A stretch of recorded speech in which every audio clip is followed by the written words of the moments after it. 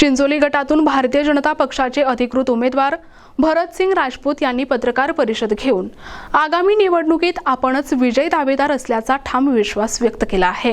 भारतीय जनता पक्षाचे चिंचोली गटाचे अधिकृत उमेदवार भरतसिंग राजपूत यांनी आयोजित केलेल्या पत्रकार परिषदेत बोलताना सांगितले की गेल्या काळात आपण जनतेसाठी प्रामाणिकपणे काम केले असून विकास कामांच्या माध्यमातून नागरिकांचा विश्वास संपादन केलाय। त्यामुळे चिंचोली गटातून मीच सक्षम आणि विश्वासार्ह दावेदार असल्याचे त्यांनी स्पष्ट केले। राजपूत म्हणाले की रस्ते, पाणी पुरवठा, वीज, शिक्षण आणि मूलभूत सुविधांसाठी सातत्याने पाठपुरावा केला असून प्रत्येक सामान्य नागरिकाच्या प्रश्नांसाठी आपण सदैव उपलब्ध राहिलो आहे। आगामी काळातही गटाच्या सर्वांगीण विकासासाठी कटिबद्ध राहणार असल्याचा निर्धार त्यांनी व्यक्त केलाय।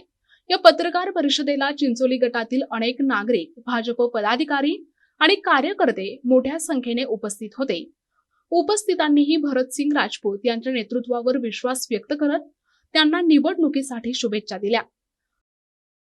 आपण आतापर्यंत मागील 4 वर्षामध्ये अनेक विकास कामं केले, जसं की मातोश्री पानद रस्ते असतील, शेतकऱ्याच्या जे बांधापर्यंत शेतापर्यंत जाणारा रस्ता आहे, त्यानंतर तुमच्या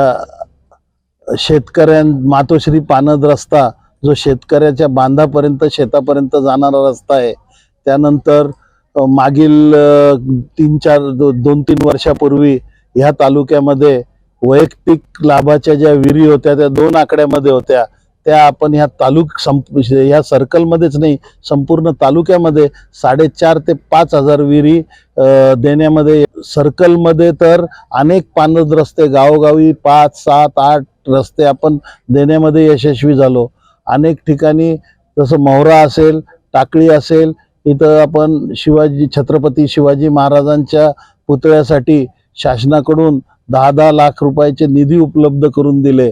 त्यानंतर धार्मिक कामासाठी मंदिरावर पेवर ब्लॉक असतील, बाजारपट्टीमधले सिमेंट रस्ते असतील, बाजारातले छोट्या छोट्या गावांमध्ये जे भरणारे बाजार असतील तिथले सिमेंट रस्ते, गावातले सिमेंट रस्ते, नाल्या, असे अनेक कामं आणि अतिवृष्टीमध्ये शेतकऱ्याला लवकरात लवकर विम्याचे पैसे कसे मिळतील याचा पाठपुरावा करणे, पंचनामे करून घेणे, असे अनेक कामं मी स्वतः ह्या सर्कलमध्ये नाही संपूर्ण तालुक्यामध्ये करण्याचा प्रयत्न केलेला आहे।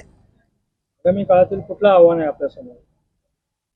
नागरी समस्या आहे सर्वात आपल्या कन्नड तालुक्यामध्ये किंवा चिंचोली नाचनवेल गणामध्ये सगळ्यात मोठी समस्या ही रस्त्याची समस्या आहे।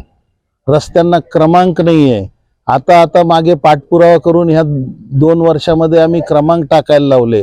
दळणवळणाचे रस्ते नाही, फक्त एक मुख्य रस्ता सोडला तर त्या मुख्य रस्त्याला जोडणारे जे रस्ते, त्या जोडणाऱ्या रस्त्याची इतकी विकट परिस्थिती आहे।